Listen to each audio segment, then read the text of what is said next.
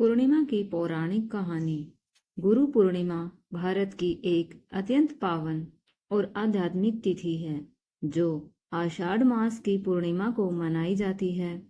वर्ष 2025 में यह पर्व 10 जुलाई को मनाया जाएगा। यह दिन ज्ञान, श्रद्धा और कृतज्ञता का प्रतीक माना जाता है। जब शिष्य अपने गुरु के प्रति सम्मान और आभार प्रकट करते हैं। इस दिन का विशेष महत्व इस बात में निहित है कि यह महान ऋषि व्यास जी का जन्म दिवस भी माना जाता है, जिन्होंने महाभारत जैसे महाकाव्य की रचना की और वेदों का विभाजन कर ज्ञान को सहज बनाया। गुरु को भगवान से भी ऊपर स्थान देने वाली भारतीय परंपरा इस दिन चरम पर होती है। विद्यालयों, आश्रमों और घरों में विशेष पूजा, भजन और गुरु के चरणों में पुष्प अर्पण कर यह पर्व मनाया जाता है। यह केवल एक पर्व नहीं बल्कि आत्मिक विकास की दिशा में उठाया गया पहला कदम होता है। जब हम अपने भीतर के अज्ञान को मिटाकर ज्ञान के प्रकाश की ओर अग्रसर होते हैं। गुरु पूर्णिमा हमें यह स्मरण कराती है कि जीवन में यदि कोई वास्तविक मार्गदर्शक है तो वह गुरु ही है, जो अंधकार से प्रकाश की ओर ले जाता है। पूर्णिमा वह तिथि होती है जब चंद्रमा पूर्ण रूप से खिला होता है और अपनी संपूर्ण 16 कलाओं के साथ आकाश में प्रकाशित होता है। यह दिन न केवल खगोलीय रूप से विशिष्ट होता है बल्कि धार्मिक, आध्यात्मिक और मानसिक दृष्टि से भी अत्यंत महत्वपूर्ण माना जाता है। हिंदू धर्म में प्रत्येक पूर्णिमा तिथि का कोई न कोई विशेष पर्व या व्रत से संबंध होता है, जैसे गुरु पूर्णिमा, शरद पूर्णिमा, बुद्ध पूर्णिमा आदि। पूर्णिमा के दिन चंद्रमा की ऊर्जा अपने चरम पर होती है, जिससे मनुष्य के मन और चित्त पर गहरा प्रभाव पड़ता है। यह दिन ध्यान, साधना और आत्मचिंतन के लिए सबसे उपयुक्त होता है। ऐसी मान्यता है कि इस दिन स्नान, दान और पूजा पाठ करने से व्यक्ति को पुण्य की प्राप्ति होती है और पापों से मुक्ति मिलती है।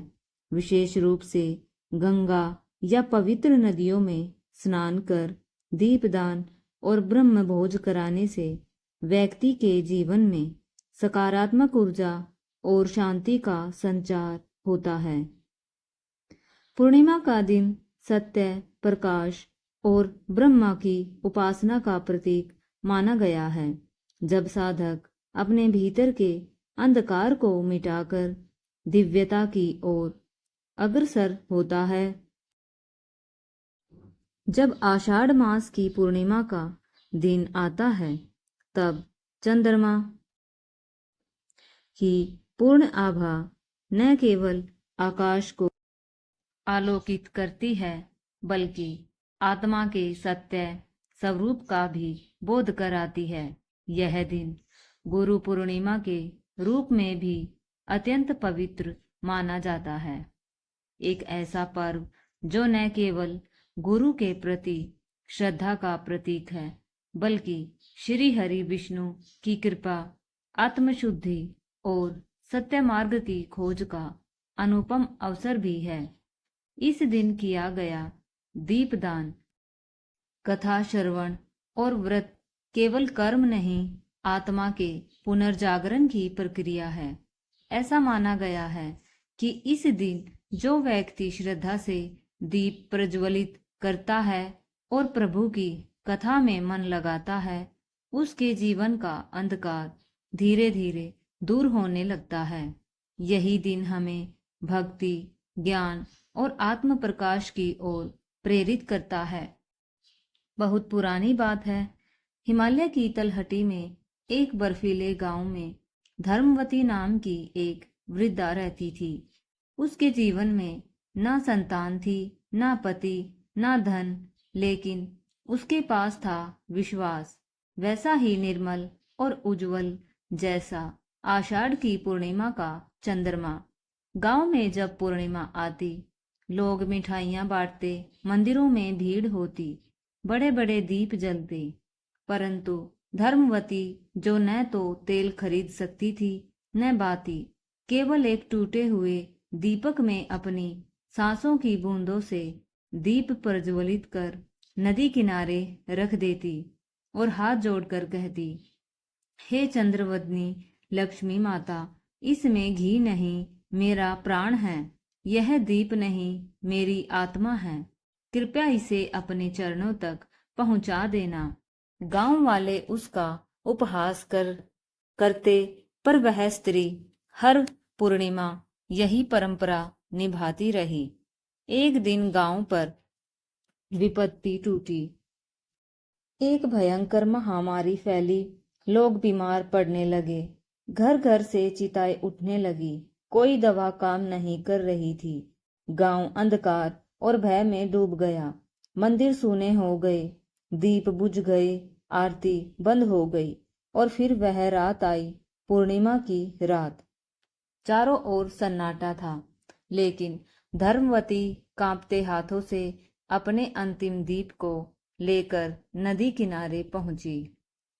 उसने दीप को जलाया और रोते हुए कहा, हे माँ, आज न केवल मेरा गांव बल्कि मेरी आस्था भी बुझ रही है। यदि तुम्हारी कृपा हो तो इस दीपक को बचा लेना। और उसने दीप बहा दिया। तभी एक चमत्कार हुआ। जल में बहते दीप की लो बढ़ने लगी, फिर तेज होने लगी, और देखते ही देखते पूरे गांव में प्रकाश फैल गया। मंदिर की घंटियां अपने आप बजने लगी, और उस रात से महामारी रुक गई। अगले दिन जब गांव वाले मंदिर पहुंचे तो देखा, धर्मवती अब इस संसार में नहीं थी, लेकिन उसका वही दीप अब भी मंदिर में जल रहा था। तभी एक दिव्य वाणी गूंजी, जिसने हर पूर्णिमा अपने आंसुओं से दीप जलाया, उसी की भक्ति ने इस गांव को बचाया। इसलिए कहा गया है, दीपदान केवल प्रकाश नहीं, वह ईश्वर से आत्मा का संवाद होता है। जब दुनिया के सारे रास्ते बंद हो जाए तो एक दीप जलाओ, शायद वह ही प्रभु का मार्ग बन जाए। अब सुनिए वृतराज 32 पूर्णिमा व्रत कथा, सौभाग्य व पुत्र प्राप्ति की अद्भुत कथा। द्वापर युग की बात है। एक दिन यशोदा माता ने श्री कृष्ण से कहा, हे कृष्ण, कोई ऐसा व्रत बताइए जिससे मृत्युलोक की स्त्रियां सदैव सौभाग्यवती रहे, उन्हें विधवा होने का भय न रहे। तब श्री कृष्ण मुस्कुराए और बोले, हे माता, एक ऐसा दिव्य व्रत है जिसे 32 पूर्णिमा व्रत कहा जाता है। इसे करने से स्त्रियों को अचल सौभाग्य प्राप्त होता है, पुत्र संतति होती है और समस्त मनोकामनाएं पूर्ण होती है। फिर श्री कृष्ण ने कथा बताई। एक समय कार्तिक नामक नगरी में धनेश्वर नामक एक ब्राह्मण रहता था। उसकी पत्नी रूपवती अत्यंत सुंदर और धार्मिक थी, लेकिन दोनों निसंतान थे। यह उनका सबसे बड़ा दुख था। तभी एक दिन एक तपस्वी योगी गांव में आए। वह ब्राह्मण के घर को छोड़कर अन्य घरों से भिक्षा लेकर भोजन करते थे। धनेश्वर को यह बात खल गई। उसने योगी से पूछा, आप मेरे घर से भिक्षा क्यों नहीं लेते? योगी ने उत्तर दिया, तुम निसंतान हो, तुम्हारा अन्न पतित है, जो इसे खाएगा वह भी पतित होगा। धनेश्वर ने नम्रता पूर्वक योगी से पुत्र प्राप्ति का उपाय पूछा। योगी बोले, तुम देवी चंडी की आराधना करो, 32 पूर्णिमा का व्रत करो और प्रत्येक व्रत पर आटे के दीप बनाकर शिव जी का पूजन करो। धनेश्वर वन चला गया, तपस्या की। 16वें दिन देवी चंडी ने स्वप्न में दर्शन देकर कहा, जा, तुझे पुत्र होगा, परंतु 16वें वर्ष में उसकी मृत्यु निश्चित है। यदि तुम 32 पूर्णिमा का व्रत करोगे तो उसका जीवन बच जाएगा। धनेश्वर ने देवी की बात मानी। उसे एक दिव्य आम मिला, जिसे उसकी पत्नी ने विधि व्रत ग्रहण किया। 9 महीने बाद उसे एक पुत्र रतन की प्राप्ति हुई। नाम रखा गया देवीदास। माता ने 32 पूर्णिमा का व्रत आरंभ किया। जब वह 16 वर्ष का हुआ, उसकी मृत्यु निश्चित थी, इसलिए उसे पढ़ाई के बहाने मामा के साथ काशी भेज दिया गया। रास्ते में एक गांव में विवाह हो रहा था। दूल्हे को अचानक धनुर्वात हो गया। कन्या के पिता ने देवीदास को ही दूल्हा बनाकर कन्या का विवाह कर दिया। विवाहोपरांत देवीदास ने पत्नी से अपनी अल्पायु की बात बताई और कहा, यदि पुष्प वाटिका में नवमल्लिका का पौधा सूख जाए तो समझना मैं चला गया, यदि वह फिर हरा हो जाए तो समझ लेना मैं लौट आया हूँ। काशी में देवीदास को काल ने घेरा, मृत्यु निश्चित थी। तभी भगवान शिव और पार्वती वहां प्रकट हुए। पार्वती जी की प्रार्थना पर शिव जी ने देवीदास को जीवन दान दिया। माता द्वारा किए गए 32 पूर्णिमा व्रत की शक्ति से मृत्यु भी हार गई। जब देवीदास लौटा, उसकी पत्नी ने पुष्प वाटिका को हरा भरा देखा और समझ गई कि उसका स्वामी जीवित है। अंत में देवीदास अपनी पत्नी संग घर लौटा। माता पिता की आंखों में प्रेम के अश्रु बहने लगे। गांव में उत्सव हुआ और यह दिव्य कथा लोक में प्रसिद्ध हो गई। श्री कृष्ण अंत में बोले, जो स्त्रियां यह व्रत करती हैं वे जन्म जन्मांतर तक सौभाग्यवती रहती हैं। पुत्र, पौत्र, धन, संपत्ति और ईश्वर की कृपा उन्हें अवश्य प्राप्त होती है।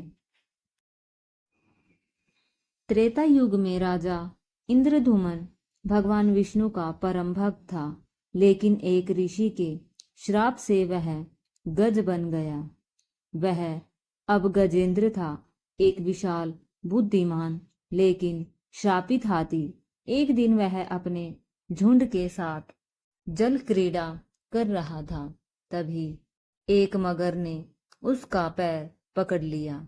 गजेंद्र ने अपनी पूरी शक्ति से संघर्ष किया, पर वह मगर नहीं छोड़ा। हजारों वर्षों तक वह लड़ता रहा, पर अंत में थक कर उसने अपनी सूंड से कमल का फूल उठाया और आकाश की ओर देखकर पुकारा, हे श्री हरि, अब मेरे पास कोई उपाय नहीं, मैं आपकी शरण में हूँ। उस करुण पुकार ने वैकुंठ के द्वार कपा दिए। भगवान विष्णु गरुड़ पर सवार होकर दौड़े। उन्होंने सुदर्शन चक्र से मगर का संहार किया और गजेंद्र को उसके श्राप से मुक्त कर दिया। यही गजेंद्र मोक्ष कहलाया। जब मनुष्य हार जाए, शक्ति जवाब दे और प्रयास निष्फल हो जाए, तब केवल एक उपाय बचता है, पूर्ण आत्मसमर्पण।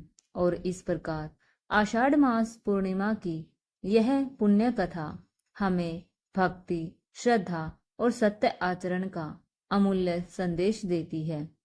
धर्मवती की आंखों से बहा दीप, धनेश्वर की निस्वार्थ तपस्या, देवीदास की जीवन वापसी और गजेंद्र की करुण पुकार, ये सभी उदाहरण हमें यह सिखाते हैं कि जब मनुष्य अपने स्वार्थ से ऊपर उठकर सच्ची भावना से ईश्वर की ओर बढ़ता है तो सृष्टि की समस्त शक्तियां उसकी सहायता के लिए आगे आती हैं। यह पूर्णिमा केवल चंद्रमा की पूर्णता नहीं है, बल्कि हमारे भीतर के अंधकार को दूर करने का अवसर है। जब श्रद्धा से किया गया एक दीपदान महामारी को हरा सकता है, जब 32 पूर्णिमा व्रत संतान, सौभाग्य और दीर्घायु का वरदान बन सकता है, और जब एक हाथी की पुकार से भगवान स्वयं प्रकट हो सकते हैं, तो यह स्पष्ट होता है कि सच्ची भक्ति कभी निष्फल नहीं जाती। आज के इस शुभ दिन पर हम सभी संकल्प ले कि हम अपने भीतर भी एक ऐसा दीप जलाएं जो जीवन के अंधेरों को मिटा सके, और हम श्रद्धा, सेवा और सत्कर्म के मार्ग पर सदा अग्रसर रहे। यही इस कथा का सार है, यही इसका अंतिम संदेश है। प्रेम, विश्वास और ईश्वर में अटूट निष्ठा ही जीवन की सबसे बड़ी विजय है। अगर यह कथा आपके हृदय को छू गई हो तो कमेंट में जय गुरुदेव या जय श्री हरि अवश्य लिखे, और अपने मन को इस शुभ तिथि पर प्रभु की भक्ति से जोड़े। ऐसी ही दिव्य कथाओं के लिए जुड़े रहिए हमारे साथ। मिलते हैं अगली कथा में। तब तक के लिए दीप जलाते रहिए और आस्था के आलोक से जीवन को प्रकाशित करते रहिए। धन्यवाद।